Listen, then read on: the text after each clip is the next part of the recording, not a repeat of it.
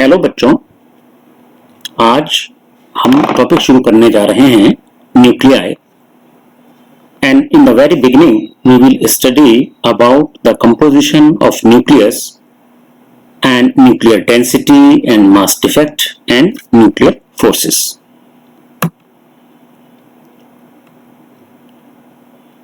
Dear students, first of all we come to the composition of nucleus.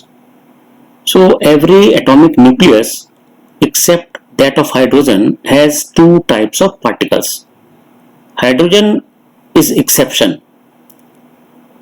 Hydrogen has only protons, whereas all the other atoms contain protons and neutrons. So there are two types of fundamental particles which are protons and neutrons. So these are the fundamental constituent particles of the nucleus, whereas nucleus of hydrogen contains only one proton. So what is proton? Proton is a fundamental particle with positive charge equal to of electron, which is equal to 1.6 into 10 raised to the power minus 19 coulomb, and mass of proton is 1.67 into 10 raised to the power minus 27 kg, which is about 1836 times than that of the mass of the electron. Neutron was a particle which was discovered by James Chadwick, and neutron is also a fundamental particle, and as its name suggests it is neutron. So neutron is neutral. That is why its name is neutron, because it is neutral. It has no charge, neither positive nor negative, and its mass is more or less equal to that of a proton, but it is a bit heavier than that. Its mass is 1.675 into 10 raised power minus 27 kg. So it is 1840 times heavier than an electron.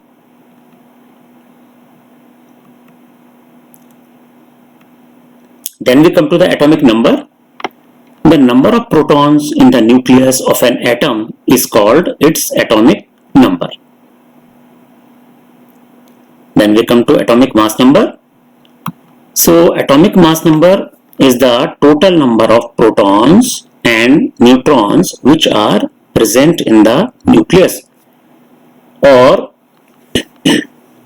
the total number of protons and neutrons which constitute the nucleus. This is represented by A, and this is equal to sum of Z and N, where Z is number of protons and N is number of neutrons. Then we come to the atomic mass unit. Dear students,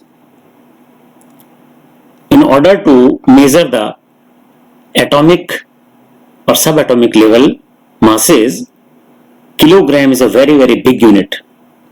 So here a unit has been defined as AMU, or atomic mass unit, which is represented by simply U. One AMU, one atomic mass unit, is defined as the mass of 1/12 of mass of one atom of carbon 12.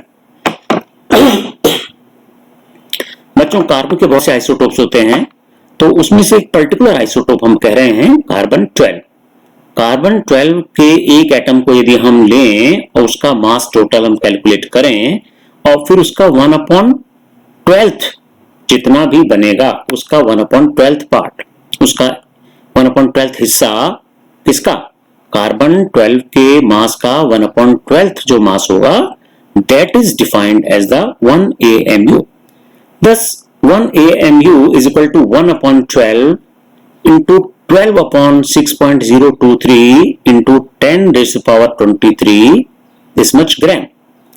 बच्चों, ये Avogadro concept से है कि 12 gram of carbon में, क्योंकि carbon का atomic mass है 12, तो कार्बन के 12 ग्राम में टोटल नंबर ऑफ एंटिटीज होते हैं एवोगैड्रो नंबर के बराबर, और एवोगैड्रो नंबर होता है 6.023 into 10 raise to the power 23। तो इस तरह से the mass of one atom of carbon comes out to be 12 upon 6.023 into 10 raised to the power 23 ग्राम। तो ये तो एक एटम का मास आया। अब हम डेफिनेशन पे जाएं तो इसका 1/12 जितना होगा that will be equal to 1 AMU. So 12 got cancelled by that 12, and further we calculate to find the values in kilogram. So 1 AMU comes out to be 1.66 into 10 raised to the power minus 27 kg.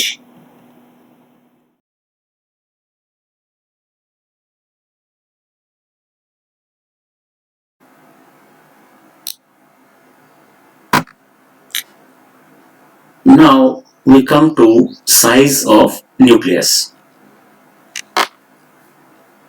देखिए, वैसे तो किसी भी nucleus की कोई sharp या well defined boundary नहीं होती है, कोई पर्टिकुलर शेप नहीं होता है, इरेगुलर होता है शेप।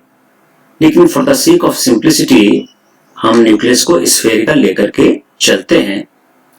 तो ऐसे में जो स्फेरिकल न्यूक्लियस है उसकी रेडियस को हम कहते हैं कि radius is directly proportional to cube root of its atomic mass number, or we can say that R is equal to R naught, which is an empirical constant, into A raised to the power 1/3, where this R naught empirical constant assumes value 1.2 into 10 to the power minus 15 meter, and this is constant for one and the other all nuclei. It is not so that for the lighter one its value will be something, for the heavier one its value will change. No, this is a constant for each and every nuclei. Radius of nucleus ranges from 1 femtometer to 10 femtometer. आप smallest यदि आप कोई nucleus ले लें hydrogen का जिसमें कि एक प्रोटॉन होता है केवल, तो इसकी रेडियस का जो ऑर्डर होगा वो 1 फेम्टोमीटर मतलब 10 raise to the power minus 15 होगा। और बड़े से बड़ा ले लें, यूरेनियम ले लें, और इसका यदि आप देखेंगे तो इसका ऑर्डर 10 फेम्टोमीटर होगा। Nuclear volume V is equal to, volume होता है 4/3 पाई आर क्यूब। हमने स्फेरिकल एज्यूम किया तो हमने कहा स्फीयर का वॉल्यूम 4/3 पाई आर क्यूब। तो इसमें क्या है देखिए 4/3 पाई आर क्यूब, और आर की वैल्यू है R naught A raise to the power 1/3। तो फर्दर इसकी वैल्यू बन जाएगी 4/3 pi R naught cube into A. अब देखिए पाई कांस्टेंट है, 4/3 नंबर है, आर नॉट एम्पिरिकल कांस्टेंट है। तो हम देख रहे हैं इस तरह से कि volume comes out to be directly proportional to the atomic mass number of a nucleus.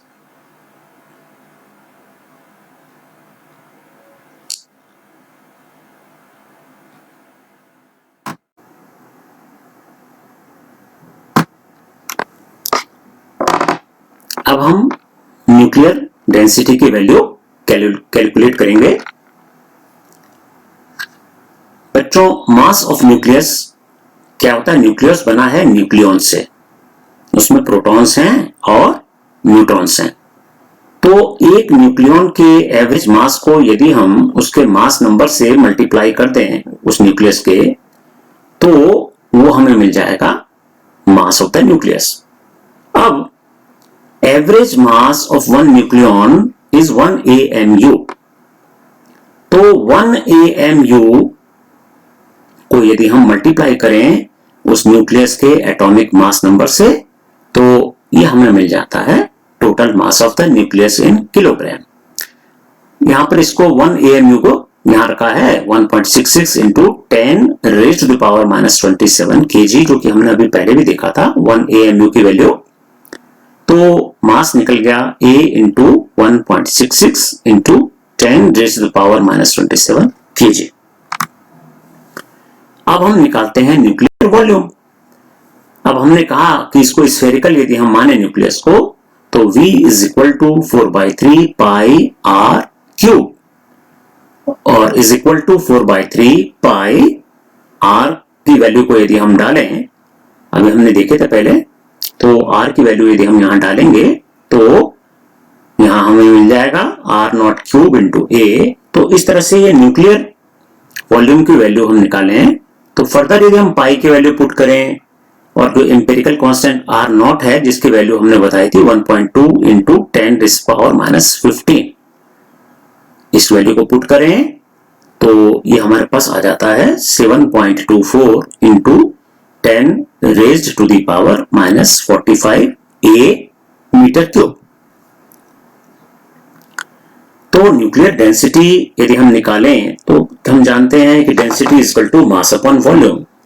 तो डेंसिटी कैलकुलेट होकर आएगी 2.29 into 10 raised to the power 17 kilogram per metre cube.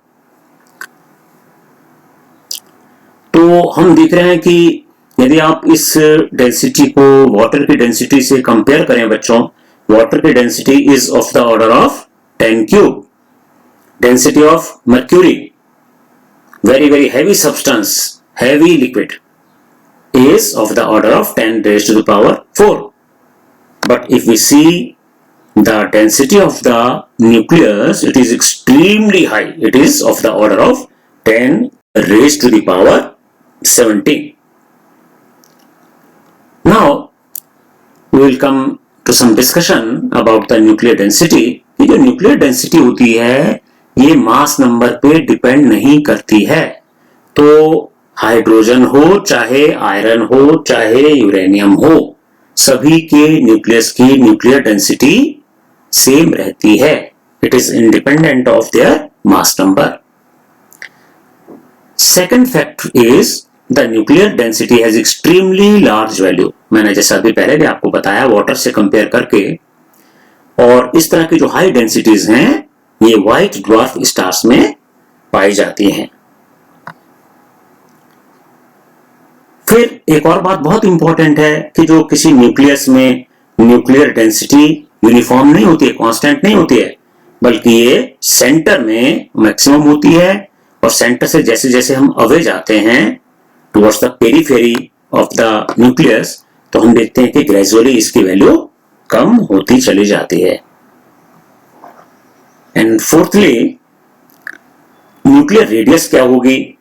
तो एक्चुअली न्यूक्लियर रेडियस को हम यदि डिफाइन करें तो ये it is the distance from the centre of the nucleus at which the density of the nuclear matter decreases to 1/2 of its maximum value at the centre.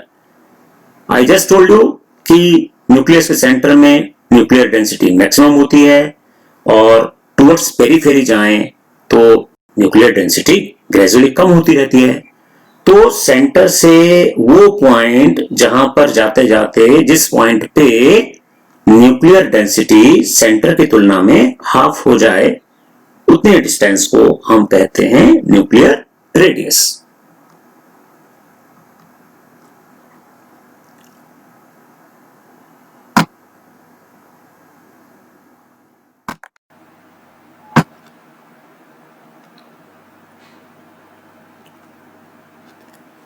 Now we come to mass energy equivalence. Dear students, more than 100 years ago, very renowned scientist Einstein had proved that it is necessary to treat mass as another form of energy. He said that only there are two things in the nature, one is mass and the other is energy. So there should be interconvertibility of these two. And he gave his very very famous mass energy equivalence relation, E is equal to mc square.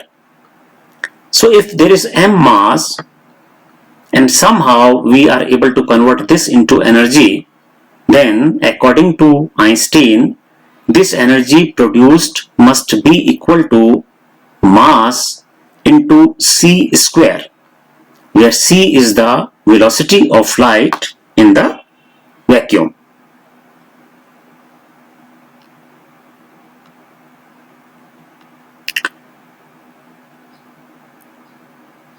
Mass defect. What is mass defect? Let us understand. Dear students, what if we take a massless bag, massless, just imagine massless bag, like a polythene you can say, and we put onion and potato in this. So what will happen if total mass of onion and potatoes is 5 kg, then the sum of individual potatoes and onions mass must be equal to the total mass of the bag. But it is not so in case of the nuclei. यदि हम किसी nucleus को लें तो हम देखते हैं कि अब न्यूक्लियस बना है न्यूक्लियॉन से, मतलब प्रोटॉन्स से और न्यूट्रॉन से. तो न्यूक्लियस का मास तो उन दोनों के मास से ही, जब वो दोनों से बना है तो न्यूक्लियस का मास प्रोटॉन्स के मास और न्यूट्रॉन्स के मास के सम के बराबर होना चाहिए, लेकिन ऐसा नहीं होता. It is seen that the total mass of nucleons, that is the sum of masses of protons and the neutrons, comes out to be a bit more than the whole mass of the nucleus. So it is a puzzle.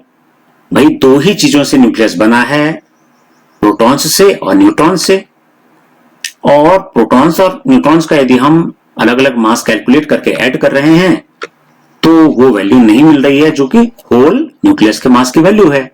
Whole nucleus का मास जरा सा कम रहता है. तो ये जो defect सा हमें दिख रहा है, इसको नाम दिया गया है मास डिफेक्ट. इस इक्वेशन में आप देख रहे हैं delta M is equal to Z means total number of protons in a nucleus into mass of one proton. It means ZMP is the total mass of protons plus number of neutrons in any nucleus is equal to A minus Z. Total number of nucleons minus number of protons. So A minus Z multiplied by mass of one neutron, this gives us the mass of total mass of neutrons. Thus, total mass of the nucleus comes to be ZMP plus A minus Z Mn. So, if this mass, we take this mass and subtract from this mass the whole mass of the nucleus, then we get mass defect. Mass defect per nucleon is called the packing fraction. Means delta M divided by capital A. Total number of nucleons is total mass number. So delta M divided by A gives us the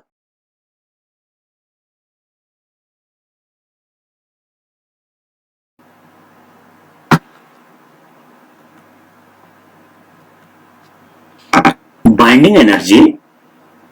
It is the energy which is required to break up a nucleus into its constituent nucleons and place them at an infinite distance from one another. बच्चों, nucleus consists of nucleons, means protons and neutrons, and these are bound together by very strong forces called the nuclear forces. So if we want to break the nucleus, we need to do some work and we need to provide some energy. So this energy which is required to break up the nucleus into nucleons so that they are taken away as separate is known as the binding energy. According to Einstein's relation, binding energy is equal to mass defect into C square. Now we come to the binding energy per nucleon. Binding energy per nucleon is the binding energy divided by the total number of nucleons. It is denoted by, usually it is denoted by B bar.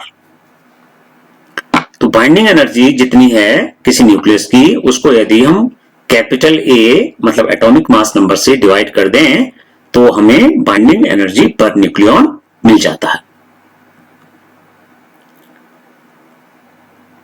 So binding energy per nucleon is equal to total binding energy of the nucleus divided by number of nucleons, and number of nucleons is A. So therefore binding energy per nucleon is equal to delta M C square divided by A. Then we come to the nuclear forces. Nuclear forces are the forces that bind a nucleus together. They are the forces between a proton and a proton and a neutron, or a neutron and a neutron. And very strange to see that all these, either a pair of proton or a pair of neutron or one proton and one neutron, they all attract each other, means these forces are strongly attract each other. Now these are the strongest, basically these are the strongest forces, and these are, when the nucleus is stable, this is attractive in nature, and their behavior is extremely different as compared to the gravitational force or the electrostatic forces. We will see later. So in fact nuclear forces are the strongest forces in nature, and these forces are strong enough to overcome the repulsion between the positively charged protons and to bind both protons and neutrons into the tiny nuclear volume. देखिए क्या है कि बहुत छोटा सा nucleus है जिसमें बहुत सारे प्रोटॉन्स और न्यूट्रॉन्स हैं. अब वो आपस में बंधे हुए हैं, तो अब क्योंकि प्रोटॉन को रिपेल करेगा, दोनों पॉजिटिवली चार्ज हैं, तो उसको रोकने वाला जो फोर्स है वो फोर्स है न्यूक्लियर फोर्स. तो न्यूक्लियर फोर्स इतना स्ट्रांग होता है कि वो उसको ओवरकम कर लेता है. जो इलेक्ट्रोस्टैटिक रिपल्सिव फोर्स है उसको बहुत इजीली ओवरकम कर लेता है.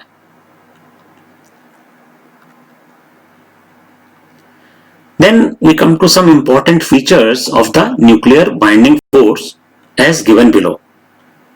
सबसे पहले तो न्यूक्लियर फोर्सेस होते हैं, these are the short ranged strongest attractive forces in nature. So these are shortest range or very short range we call them. These are the strongest forces in nature, and these are attractive in nature. Then nuclear force between proton-proton, proton-neutron and neutron-neutron are approximately same. The magnitude of the nuclear forces between a proton and a proton and a neutron and a neutron and a neutron are approximately same, provided the separation between them is the same. Third point is that the nuclear forces are independent of the electric charge. आपने इसको देखा भी, हम कह रहे हैं कि दो न्यूट्रॉन्स के बीच में भी अट्रैक्शन का फोर्स लग रहा है. न्यूट्रॉन तो न्यूट्रल होते हैं, तो इसका चार्ज से कोई भी लेना देना नहीं है. So these are charge independent forces. Fourth point is that they don't obey inverse square law. In other forces you saw, when we come to the gravitational force or electrostatic force, Coulombian force, there we saw inverse square dependence of the force, but here it is not so. Then again they are spin dependent forces. So nuclear forces are the strongest forces, always attractive and charge independent, and inverse square law को ये follow नहीं करते हैं, ओबे नहीं करते हैं, और स्पिन डिपेंडेंट फोर्सेस होते हैं.